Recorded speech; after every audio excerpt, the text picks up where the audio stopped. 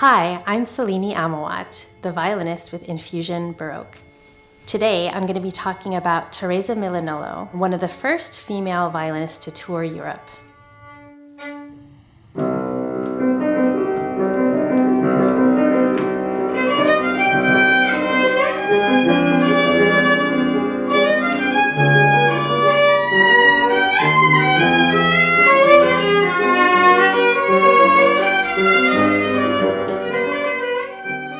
Teresa was one of 13 children born in a small town in northern Italy.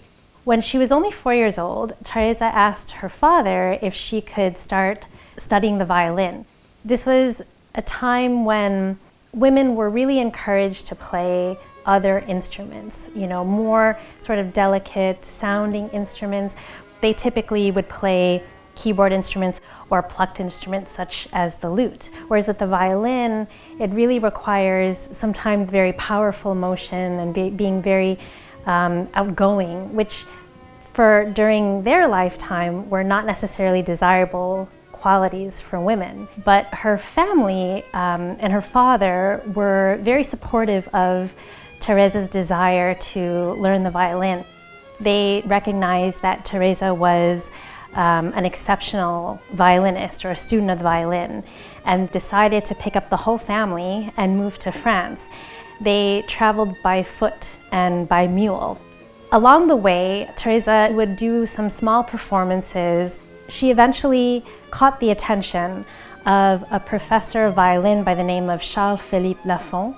He took Teresa under his wing, and the two of them toured all throughout Europe for about 3 years.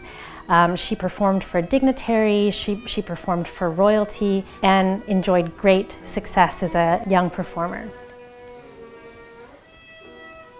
When she was 11, Teresa decided to teach her younger sister, Maria, to play the violin.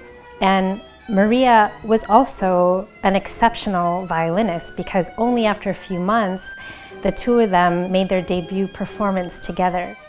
Maria, on the one hand, was very sort of feisty and a firecracker on stage. Her nickname was Mademoiselle Staccato, whereas Teresa earned the nickname Mademoiselle Adagio. She had a lot of soul, a lot of depth to her playing. Even though she was young, her technique was always praised as flawless. She had a musicality that was well beyond her years. Teresa played on a Stradivarius. This violin is now called the Dragonetti Milanollo Stradivarius. It was given to her by a famous bass player by the name of Domenico Dragonetti and is still being played today. Teresa and Maria were the first touring female violinists of their time. Before that, there were a handful of women violinists. Maybe they would perform an obscure concert here or there, but because the two of them were so well known and so well received, it really set an example for a new generation of girls to learn the violin and to eventually become professionals in their field. For 8 years, Teresa and her sister Maria toured all over Europe. They were basically inseparable. Sadly, Maria fell gravely ill after a concert one evening and eventually died of consumption. Teresa was devastated and she went into a period of mourning for several years.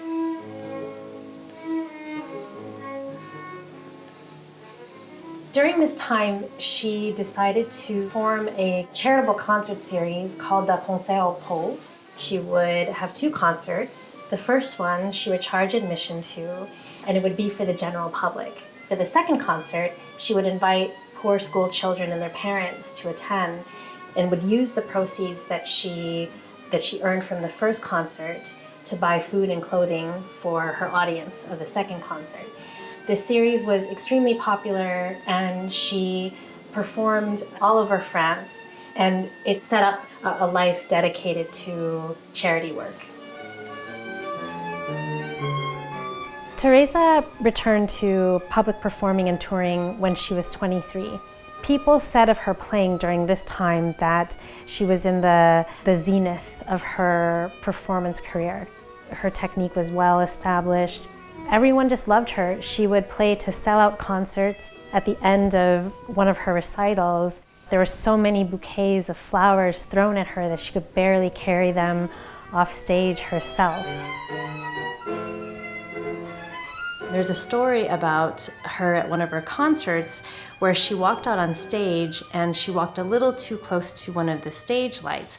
Of course, back then there was no electricity, so everything was by candlelight. So she walked a little bit too close to one of the flames and her dress caught on fire.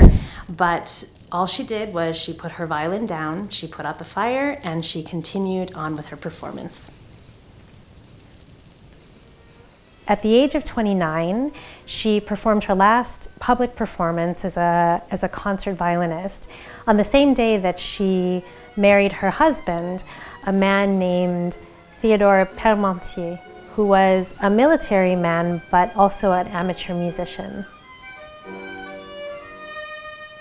In addition to being a performer, Teresa was also a composer. Most of her works are forgotten today, but the Impromptu for violin and piano was one of the last things that she composed and published. It's a piece that brings up really intense, heavy emotions. I imagine this type of piece would have gone well to support her reputation as a passionate player.